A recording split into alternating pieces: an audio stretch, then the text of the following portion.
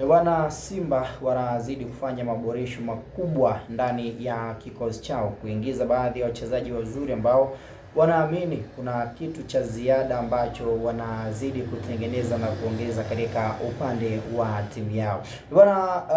Simba kwa taarifa ambazo nipo nazo ni kwamba licha ya kusimamishwa kwa Jonathan Soa kulingana na utovu wake wa nidhamu na kuelezwa ya kuwa anapaswa kuitumikia timu ya vijana ya under 20, yani mazoezi yake kwa sasa toka anatangaziwa adhabu yake anapaswa kuwa na train na timu ya vijana ya under 20. Lakini Soa, ukweli ni kwamba nidhamu yake imekuwa ni moja ya changamoto kubwa ambayo imekuwa ikimsumbua na kumkabili katika upande huo. Sasa Simba tayari wameingia katika eneo la ushambuliaji kumtafuta mshambuliaji ambaye atakwenda kuifanya timu yao kuwa katika uimara na ubora mkubwa zaidi.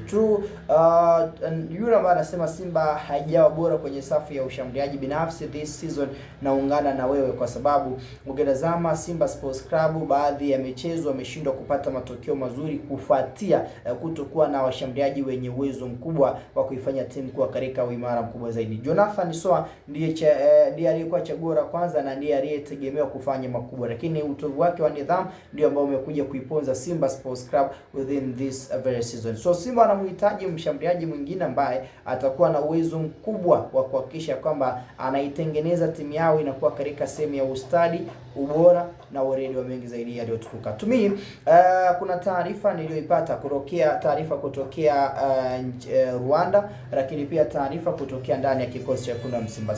Bwana huyu unayemwona hapa anaitwa Mamadou Sai.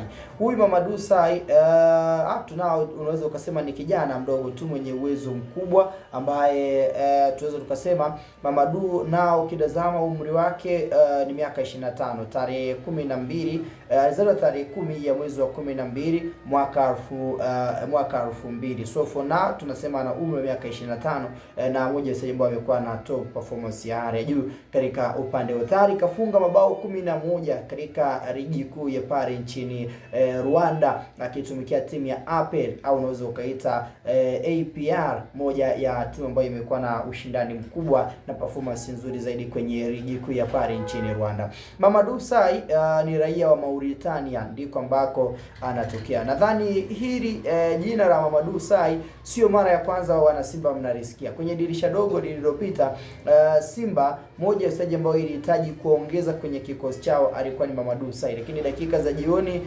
upande wa APR pesa ambayo walitaka ikaonekana kuwa ni pesa ndefu, wakashindana wao pamoja na wekundu wa Simba na ikapelekea upande wa Simba Sports Club kuachana na Mamadou Sai katika upande huo. Sasa Simba wamerejea tena kwa upande huo kuona ni namna gani ambavyo wanavuta Mamadou Sai na kumjumuisha ndani ya kikosi chao, wakati ambao wana mpango wa kuachana na Jonathan Soa within transfer window itakapokuwa imefunguliwa, kwa maana ya dirisha kubwa mara tu baada ya kufunguliwa. Simba hawana mpango wa kuendelea kumtumia Jonathan Soa katika msimu unaofuata kufuatia utovu wake wa nidhamu ambao umeiponza timu. Selemani Mwalimu as well, up to now performance yake is not bad, but sio mchezaji mwenye uwezo au ile quality ambayo Simba wanaitaka, na that why ukimtazama pia bado hatima yake ya kuendelea kubakia ndani ya Simba haijaweza kufahamika, kwa sababu ni sehemu ya nyota ambao wapo kwa mkopo ndani ya kikosi cha Simba, na mara tu baada ya msimu huu kutamatika, upande wa Jonathan Soa